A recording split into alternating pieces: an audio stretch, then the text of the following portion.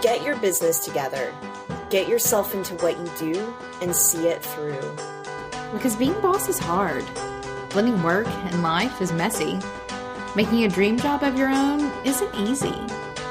But getting paid for it, becoming known for it, and finding purpose in it is so doable. If you do the work. Being Boss, a podcast for creative entrepreneurs by Emily Thompson and Kathleen Shannon. Welcome to episode 10, Personal Branding. Today's episode is all about personal branding, and I get to pick Kathleen's brain about what it is that she does for a living. If you've thought about why having a personal brand is important, but don't even really know what it is, then this episode is totally for you, because Kathleen has actually grown her business around branding solopreneurs and coaching them in how to blend more of who they are with what they do, which is personal branding. So I'm going to be asking her lots of questions, and she'll be giving us lots and lots of answers on what it means to have a personal brand. Are you ready for this, Kathleen? I'm ready. Are you sure? Let's do this thing. Okay.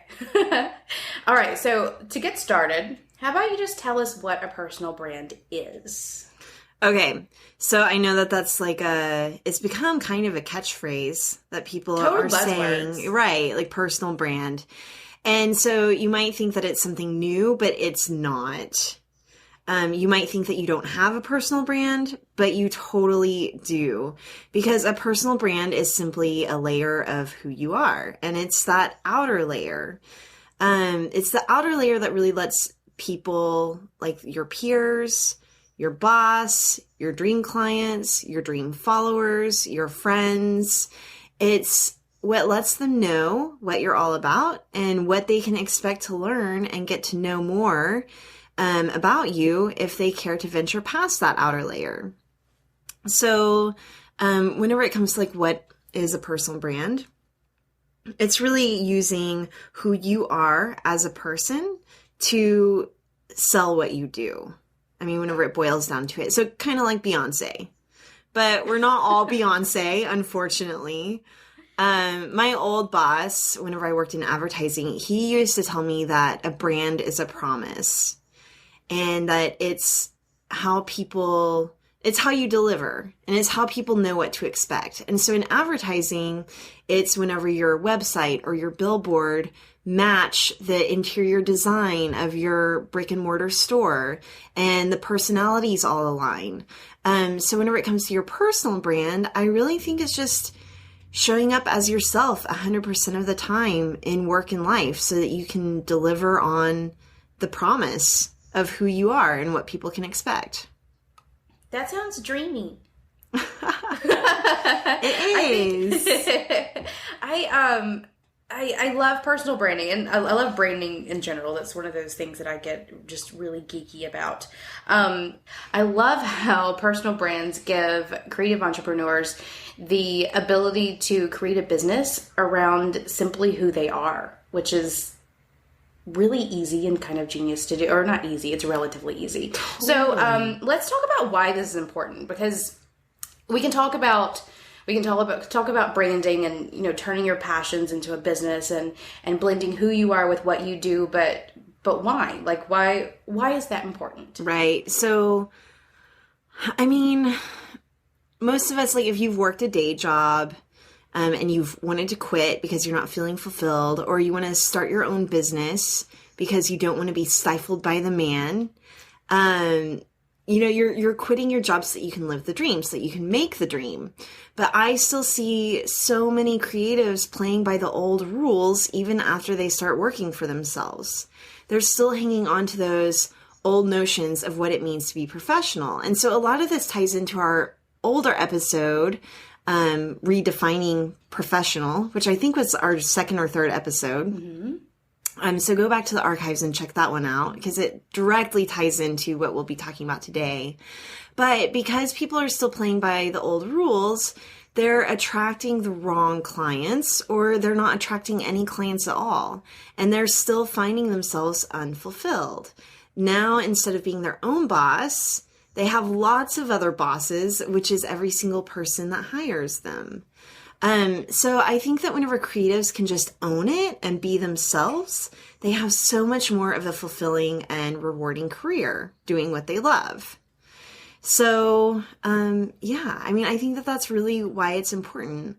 I also think that whenever you are who you are 100% of the time, on and off the clock, you create really great opportunities to forge genuine relationships, which leads to real trust. And that cultivates a spirit of collaboration, which usually results in enthusiastic approval on your projects with your clients. It leads to things like us creating this podcast together. I think that's what bringing your personality into what you do really does for your business.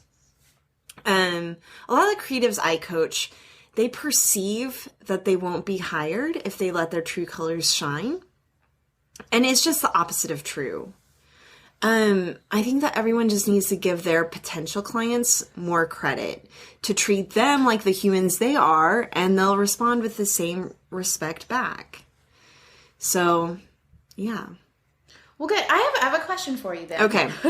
In regards to what you said, so I have a coaching client at the moment, and I was actually talking to her about this just yesterday. So this is perfect time. You can give me some tips along with everyone else on like how it is that can really help her, because she's in the exact place that you're talking about, where she came from an agency, from a design agency, and she left it with the hopes of like breaking all the molds and like starting her own little agency, so that she could run it the way she wanted to. And she's doing really, really great. But she even asked me yesterday, how is it that you sort of step into the power of your personal brand? So the idea of creating a personal brand and being who you are and attracting dream clients, instead of clients from hell, because I think that's kind of where she is at the moment. How is it that you take that step to go from the agency world or corporate world or wherever world you're coming from and step into a personal brand? Because not all of us are as lucky as I think you and I are in a lot of ways, that we sort of found our personal brands relatively easily. So any advice on how to take that step into your personal brand? Yeah, well, where to begin?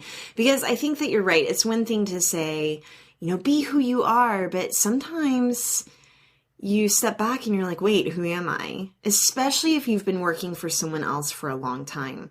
So I actually recently read something by Amy Poehler in her new book, Yes, Please, which you have to check out. It's so good. So Amy Poehler says to find your currency. And I think that a really good way to do this and to identify your own personal brand is a couple different ways. So one is an exercise I'm going to take straight from our personal branding e-course, which was just previously in session. We're always running our e-courses though, so I'll include a link in the show notes. But is to pretend like you're inviting some people to dinner. And it can be people who are alive or dead, fictional, historical, celebrity. It can be anyone. It can even be archetypes. But imagine that you're cultivating and curating a really intimate dinner party. Who would you invite to dinner? And I think it's really revealing to your own personal brand, the people that you invite.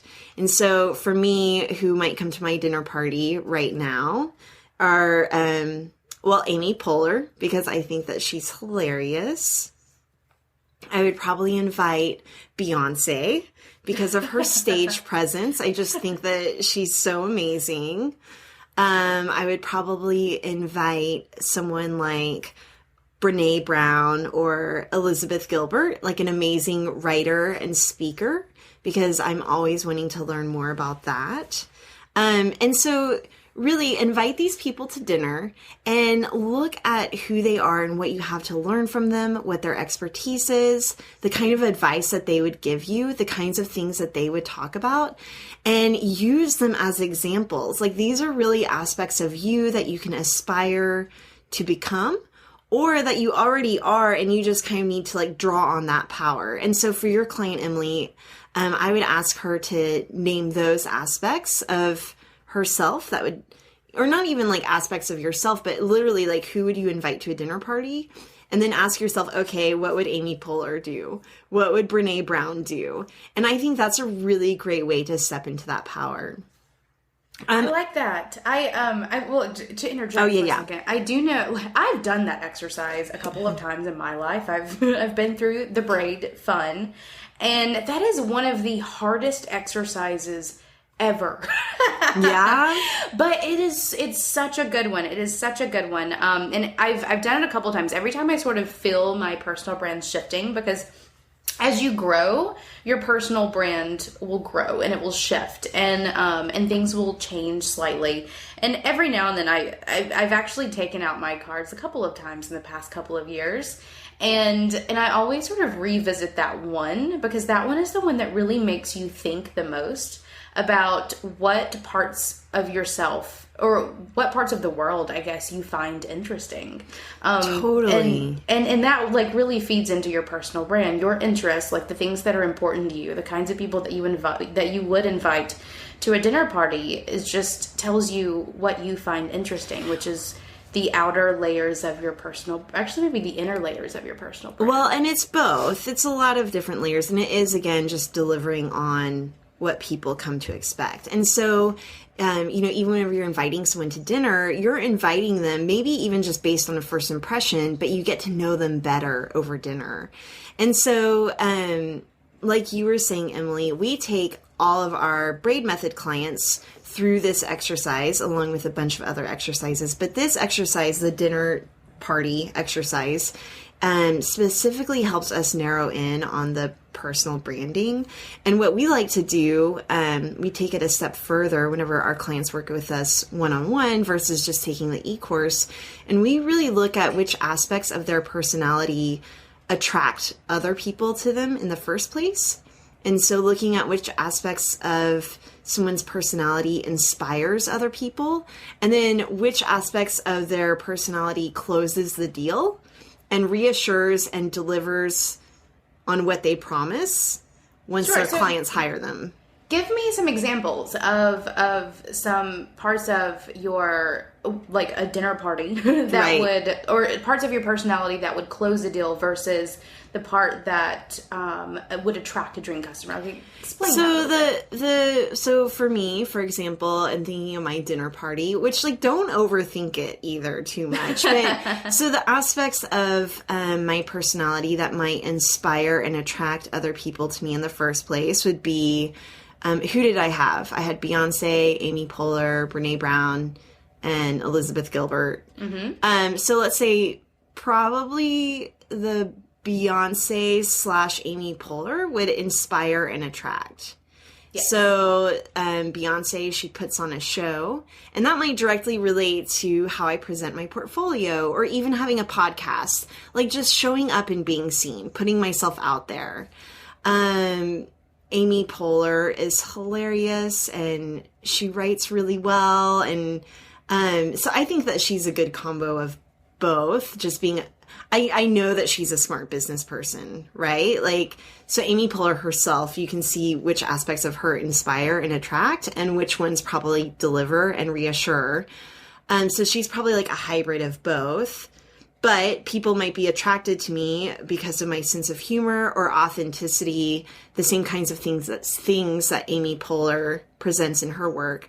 And then who might reassure and deliver, like the Brene Brown aspect.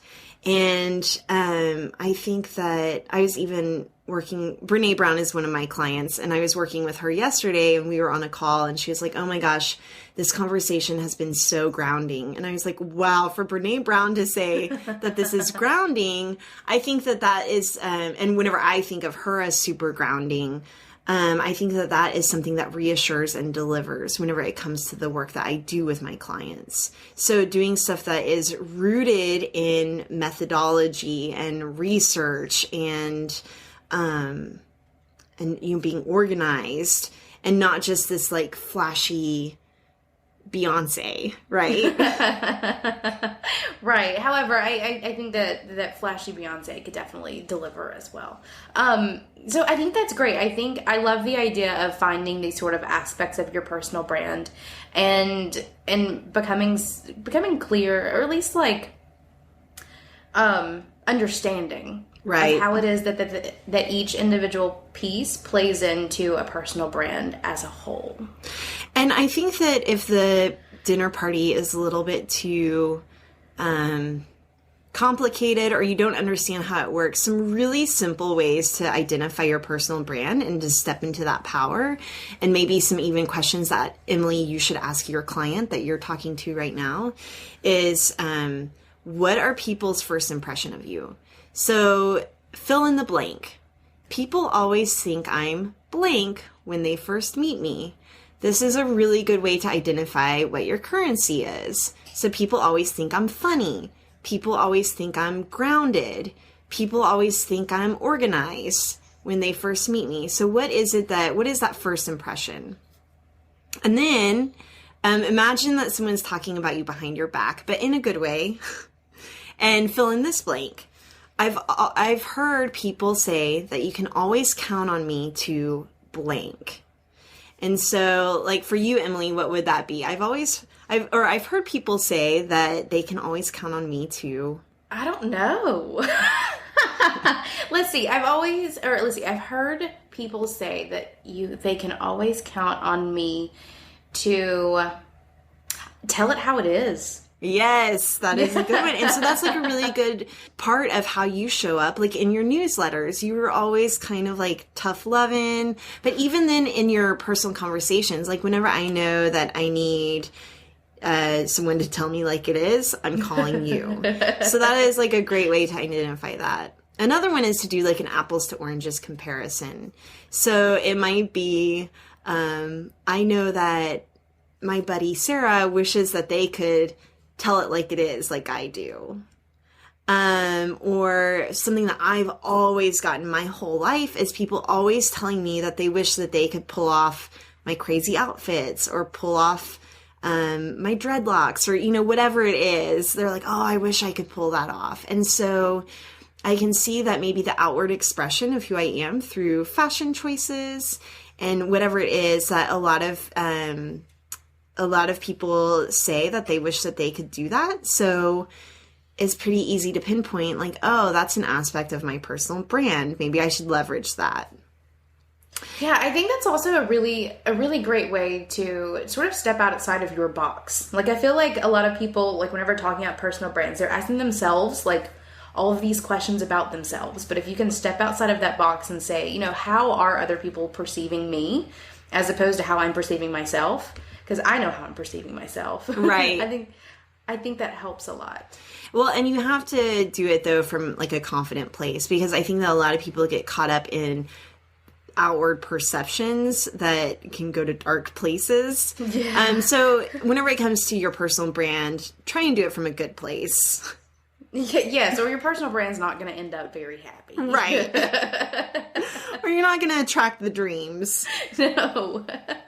All right. What? Any other fun little ways? Well, let's think. So another one is, so love you or hate you. One of the hardest things about really stepping into your power of your personal brand is giving people permission to not like you. That is the hardest, because you want to be everything to everyone, especially if you're a people pleaser, but you can't. And so one of the things to ask yourself is, I know when I blank, people either love it or hate it, and that's okay. It's just part of my personal brand. And so for me, it might even be the way that I tell stories on the internet. And so it might be, or talking about my kiddo, or oversharing. People might hate it. It might make them uncomfortable, but that's okay. It means that they are not my people. Yeah, my big thing for this is curse words. Oh, right. Yeah. So exactly. Like, Emily, you know it, that some people hate it whenever you cuss. Yes, I've gotten plenty of mean emails. And I always respond with, this is exactly how I weed out people who either love me for who I am, which I cuss sometimes, or you hate it, and in which case I welcome you to go. I think that finding a love you or hate you in a personal brand is what takes it to that next level. Like, an ever lovable personal brand is not a strong personal brand. Like, you're going to, what's it called? Not pick someone's bone. That's not what it is. Pick someone's bone. What is that saying? I suck at these stupid little sayings. It's like, you're always going to get a hook in their craw. You're always going to make someone mad. You should always be striving, I guess, in some way, to own who you are enough that you're simply not going to make everyone happy. Okay, so I saw Jasmine Star speak at Alt Summit a few years ago. I was sitting next to you, remember yes. That? Okay, so that's the year that we met. Yes. Okay, so going into that, she was doing a whole presentation on personal branding. And I remember going into it, and I was like, who is this Jasmine Star? I knew that she was a photographer, and I knew that she had a huge audience and a huge following. And I was annoyed only because I was jealous, I'll admit it. But anyway, so she started talking, and I fell in love with her so fast and so hard. But one of the things that she said that I will never forget, and she said it with like such conviction. I think that her dad is a preacher or something, because she got up there and she was able to preach. But she said, whenever it comes to a personal brand, like, I either want to attract you or I want to repel you as fast as possible. And so I always think of that, like, your personal brand should be attracting the right people, the people that you want to attract, or repelling the people that you don't. Yes, I completely agree with that. And just to like give an example of how it is that you portray your personal brand and to like really actively repel and attract people. So we have sales slides that we send out to anyone who wants to work with us or contacts us with interest in knowing more about how to work with us at Indie Shopography. So in these sales slides, we have one page, and it's 10 beliefs that we have as a studio. And the last one on that, we've actually had one or two people respond back about this, is the last one is, we do not believe in emergencies. Period. Because we will never work well under pressure. And really, when it comes to like an online business, like building a website, there is no such thing as a real emergency. Like, no one's going to die if your email stops working for an hour. Like, that is not a real thing. Right. And that's one of our ways that we attract or repel people. So we attract people who agree that, like, don't take life too seriously. It is what it is. You do what you can do. And we're repelling the people who are really uptight, crazy, emergency kind of people. Right. And that's a really active way that we make sure that we're attracting the clients that are never going to email us with some sort of faux emergency that has to be fixed at midnight on a Tuesday. Because I'm not ever going to do that. Right. Right. And any other fun tips from Kathleen on how to like help begin like unfolding what your personal brand is? Right. So like for us, Emily, I think that we were able to find our voices. So that's another way to talk about like your personal brand, is really finding your voice. And I think that it probably wasn't so easy for us to do that. Like, we kind of trudged through years of blogging to really find our voice. Mm-hmm. And so I really think that it's not just about knowing who you are, but then it's about sharing who you are. Sometimes it can be as simple as sharing the behind the scenes. And so Marie Forleo is right now doing a big push for B School, which is probably closed by the time this podcast airs. But anyway, right now, Marie Forleo, if you're not familiar with her work, she's really fun. You should subscribe to her newsletters. She was doing a big push for one of her products, and I got an email from her talking about how her website went down for 15 minutes on the busiest day of registrations for her. And I just thought it was so cool how she shared the behind the scenes of that. And she has a great personal brand. And so I think that sometimes, embracing your personal brand is really sharing the behind the scenes. It could also be as simple as sharing feeling more collaborative with your client and sharing with them what really inspired you whenever it came to the work that you're doing for them. It could also be just letting them in a little bit on your process, or being honest about what you don't know, or what you're curious about, or what you're still figuring out. I think that personal branding is a lot about having the courage to be enthusiastic about what you love and not just super cynical about the stuff that you hate. Unless that's your personal brand. If your personal brand is being cynical or skeptical, that's totally cool. Own it, and leverage it. Good luck. But then there's also I could just blab on all day about personal branding, but there are a few things, a few little things that you can do to really start leaning into your own personal brand. And one of my huge ones is don't say we if there's just one of you. So I see it a lot with other web designers. Mm-hmm. We can help you with your web design. We can help you find integrated solutions for your strategery. So it's not only saying we, but also speaking like a robot. So these are two huge things you can do to own your personal brand is say I, if it's just you, I can help you with your website. And maybe use your own words. Stop trying to sound like a robot, because jargon is not really impressive to anyone. Yeah, if you don't use it in everyday conversation, then it doesn't belong in your personal brand. Exactly. I think owning your personal brand. Okay, so we have an e-course on personal branding, and I included a section in there about your personal style. And I remember whenever I was developing the e-course, I felt almost embarrassed to include this section. Am I really going to be talking about what you wear?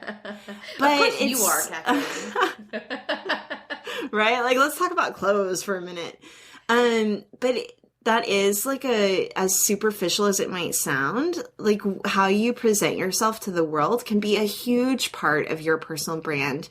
And I was a little self-conscious about putting it in there, but I wanted to, because it's a conversation that comes up with my clients one-on-one. So I knew that it would be valuable in our e-course too.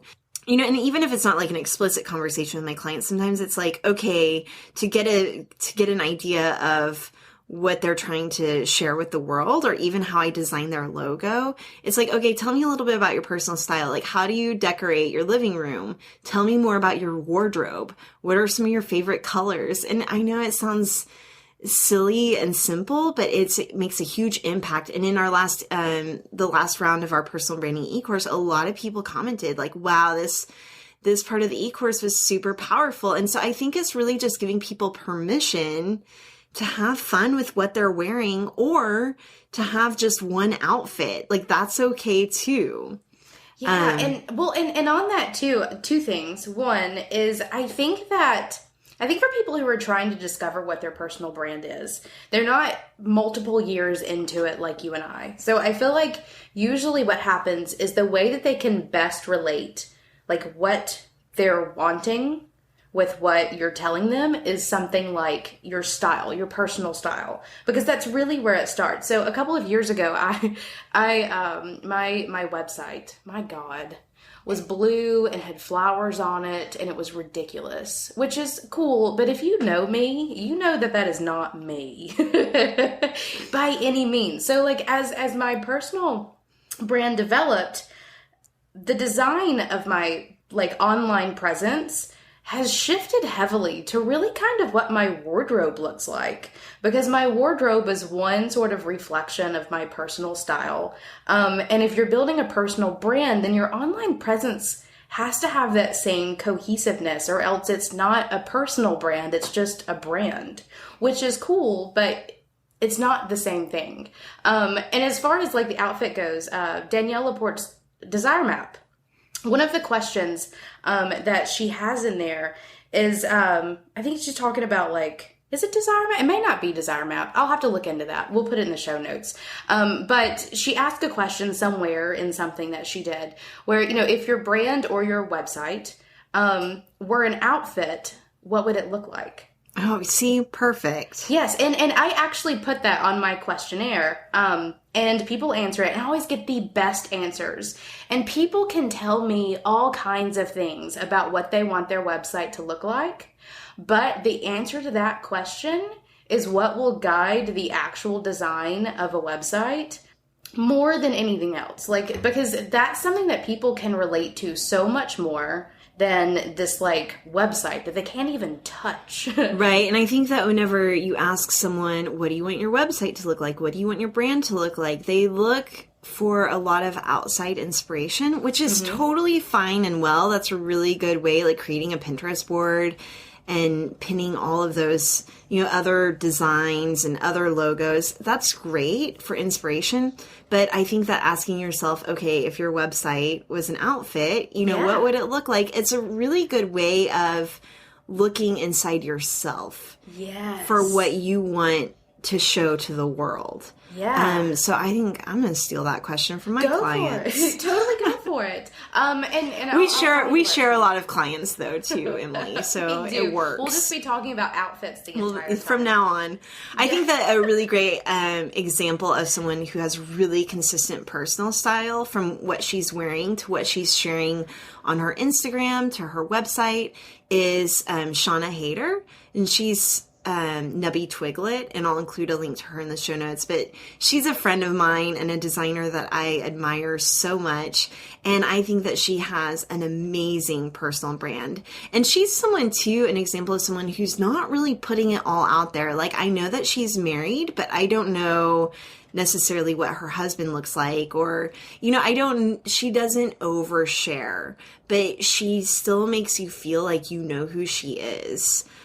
So she's like a great example of a personal brand. And really, whenever it comes to identifying your own personal brand, like just think of other people that you admire that you know personally, but also people that you admire. Again, it comes back to the dinner party.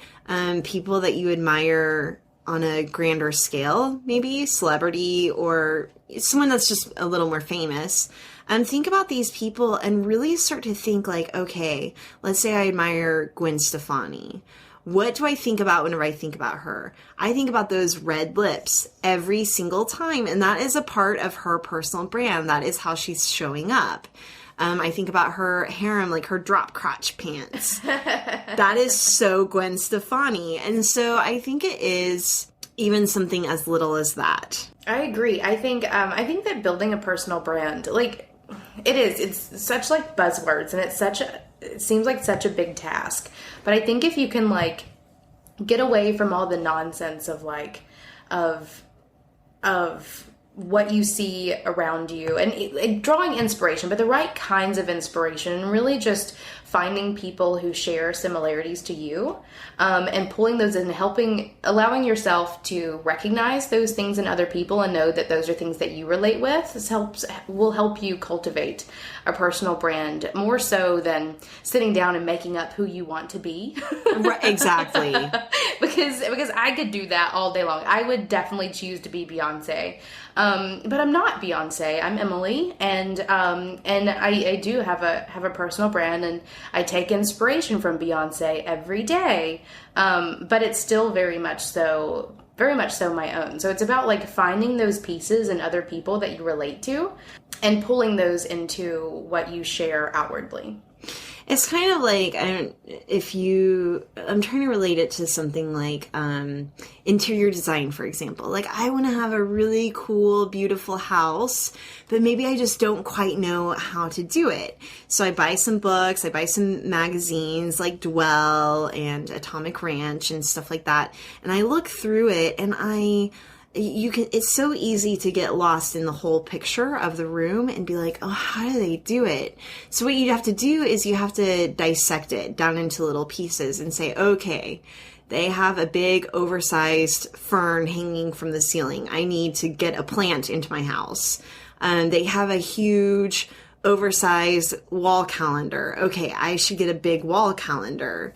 Oh, look at how they layered these rugs. That's something I could do. I have some rugs. I just need to layer them in a more interesting way.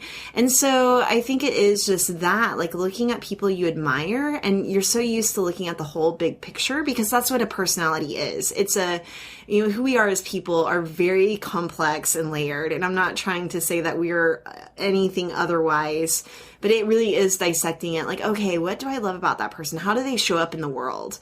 If I didn't know them, what would my first impression be? And then I also wanted to bring up, whenever it comes to your personal brand, is that really the whole point of it is to attract your tribe and to really draw on that law of attraction by showing up as you are. And so I believe like attracts like. And I've found that what I'm really personally into at any given time, and that's always evolving because my interests change. But for example, whenever I was pregnant and looking into hiring doulas and doing the home birth thing, I was attracting a lot of holistic coaches and doulas and midwives who needed branding. Whenever I was deeply into my yoga practice, I've been hired by multiple yogis to help rebrand their studios or their personal brand. Whenever I was going through life coach training, I found myself helping other life coaches define their own brand and business vision. And the most explicit, hit me over the head, oh my gosh, like attract like, is whenever I was super captivated by Brene Brown's message of vulnerability. I had just read her book, Daring Greatly. I was obsessed with it. It had changed my life. And so I did a blog review about it. And a lot of the themes that she writes about definitely show up in my own work, like showing up and being seen, getting in the arena. And so Brene Brown actually noticed the book review that I did, and she ended up hiring us to overhaul her personal brand and website before she went on Oprah's Super Soul Sunday. And so she was in the middle of really embracing her own personal brand, having come from a world of research and academia. She was ready to let her true colors shine. And not only by sharing her own stories on being wholehearted and vulnerable, but by simply wearing her worn-in cowboy boots during her taping of Super Soul Sunday. And so it could be just something as simple as that. But really it is who do you want to attract, and how can you be more of that?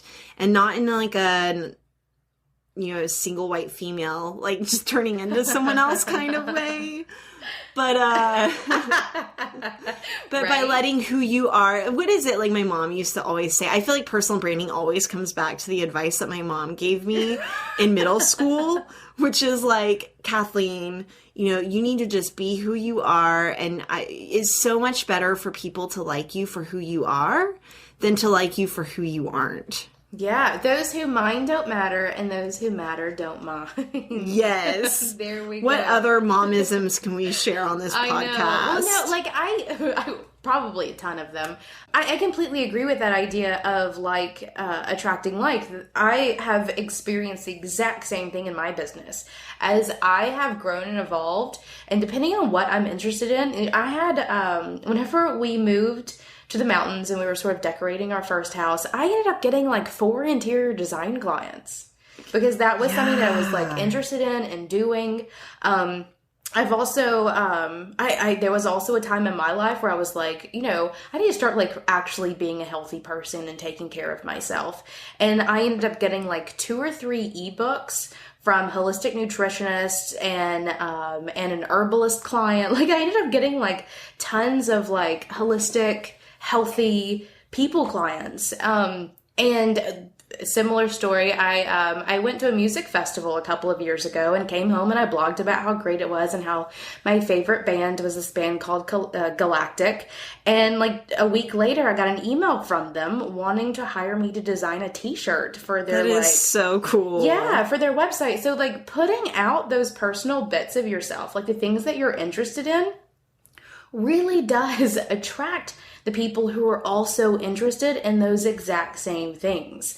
If I'm blogging about interior design or whatever, I'm going to be attracting people who are also interested in reading about interior design or whatever that may be. And so I think it's like not just being interested in something or liking something, but actively putting it out there. And so another example of that, Emily, might even be like what we're doing with a podcast and the things that we talk about.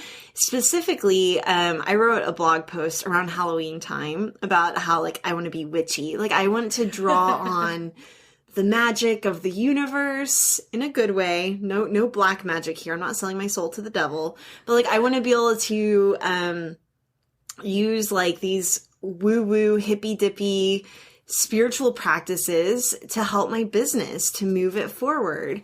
And it's something that I talk about a lot. And even in our Facebook group, we revealed to our audience there that we're going to be doing some secret episodes just for our newsletter subscribers. And so we were like, okay, do you guys want to hear about the secret to landing more clients? Or do you want to hear about our like hippy dippy woo-woo practices that help us in our own business? And I mean, the response has been crazy. Everyone's like, I want to hear about the hippy dippy woo-woo stuff. And I just wasn't expecting that. But I shouldn't be doubting it. I mean, I should expect it because we're attracting our creative wolf pack. And because we're putting it out there, that's what we're attracting. So I think that I just think it's really cool how that happens. And it's not like whenever it comes to a personal brand, it is not strategy. Like I'm not actively thinking like, oh, I need to be this way to attract these people. It's really, like I said earlier, about simply being yourself and being brave enough to be enthusiastic about what you like and sharing that not only with your friends and your coworkers and your creative colleagues, but sharing it with your Instagram followers, writing a blog post, doing a podcast. Like you've got to put it out there. You've got to share it. You do. You have to, or else you will attract people that you don't like working with. Like every time I have ever sort of stopped my personal brand to like hunker down and really work on client work and I'm not sharing as much online, I start getting inquiries from people that I don't want to work with. Like that happens. Yeah. But whenever I start putting it back out there, whenever I'm actively engaging as this personal brand, and again, not trying to attract anyone, but simply putting it out there, because I'm an like online presence being. This is where we live. It is. You attract the people that you want to work with and that you want to collaborate with or that you simply want to talk to. We talked a couple of episodes ago about, just receiving emails from people who simply love what you do. And those come whenever you're like authentically sharing who you are in the online or offline space. Whether that be straight up the things that you love, or maybe it's the kind of things that is going to make people not like you very much, which is fine as long as it's a good thing. Like, for example, I might write about meditating in some of my work and how like meditating can really help you in business. That might totally turn someone off. They might think it's really stupid.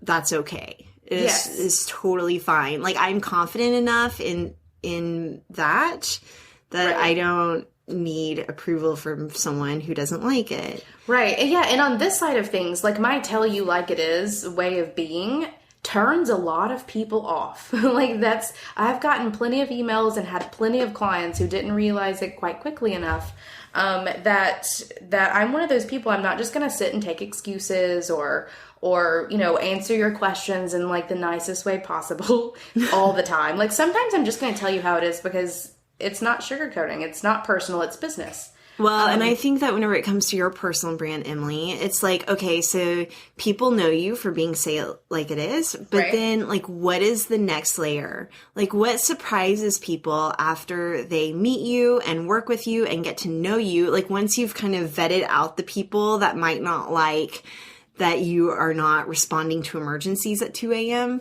Like once they get to know you, it might surprise them that you really will sometimes drop everything and tackle their project. And they really love and respect that. So it's kind of like, okay, I know you, Emily, as a no nonsense, no bullshit, get her done. But it might surprise people to know that, like, once they get in with you, that you're so nice and caring, like, you really care. I do, right? Well, and my thing has always been, I'm not going to let people make bad decisions or uninformed decisions. And so a lot of times, like in my work, what happens is, someone will come to me thinking they know exactly what they need for their website or something. And that is obviously my expertise. They're hiring me because that's my expertise. So if they come to me and they want to do, like, I don't know, some sort of flash nonsense because someone just told them that that's kind of the thing that's going on, I'll tell them no. But like, hey, wait, is flash making an ironic comeback right now? Is it like the... I don't know. I can't even like get into it. I know they were trying to for a moment, and it was one of those things that I could not even deal with it. We'll see someday if it becomes magical again. But Flash is it's a coding language that is not very compatible across multiple, like you can't see it on your iPhone and things like that. So whenever people come to me and, they try to make decisions based on whatever they've read online or whatever, it's my job to not allow them to make those sort of bad decisions. So yes, I'm tell it like it is, but telling it like it is equals you're going to get exactly what you need. And people love that. People love being told, like, I'm not going to do this. And here's why. Like, I don't just say no. I give them very good reasons and I give them very helpful alternatives. See, and in my work, because I'm helping people uncover their personal brand, it's really all about helping them trust themselves by letting them in on the collaboration and the process and the method along the way. It's really about asking the right questions in a lot of different ways so they can start to feel really confident about who they are. Like, that is my job, and it's my higher purpose too, for people to be who they are 100% of the time. And so sometimes people start to like backpedal or second guess themselves whenever they start to look for external validation or go back to those old rules. And so that's where I hold them accountable. So the same way that you hold someone accountable to not make a bad decision whenever it comes to their website, mine is holding someone accountable to, okay, but wait, you said this, so why are you doing this? Like, there's like to pointing out those disconnects, but also helping them see what's really rising to the top. I just want to close this out by really saying that by being yourself 100% of the time, that you will see it pay off in both your bank account and in your soul, like in your creative career and doing what you love and really living that dream. Be yourself. Be yourself. I second that. Or so my mom says.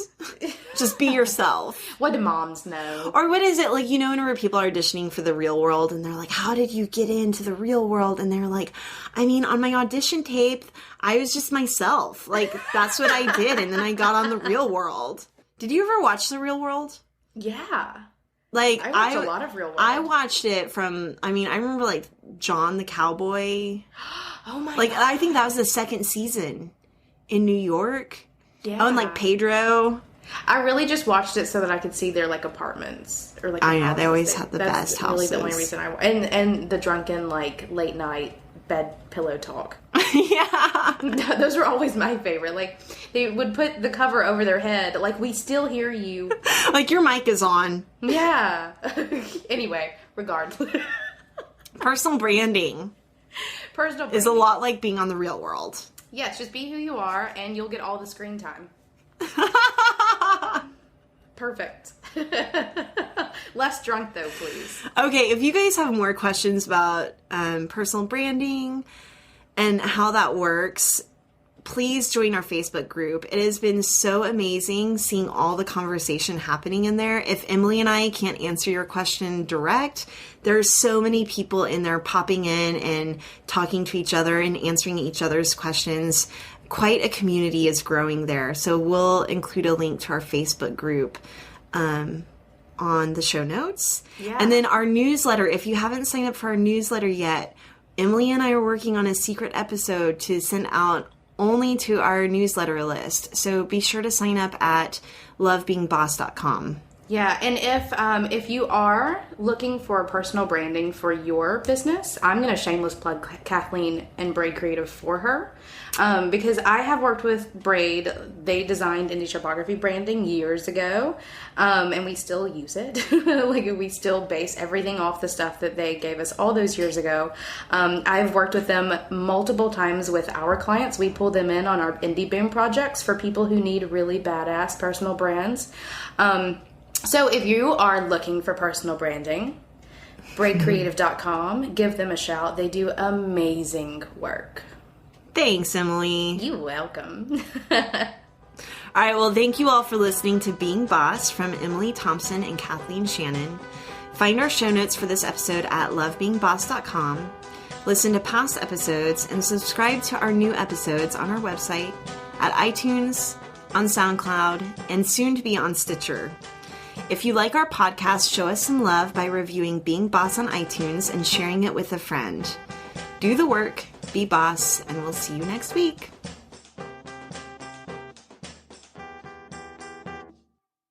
So you just kind of went like robotic on me. It was like, I love apple, apple, apple, apple, apple, apple. That was my remix. Yeah.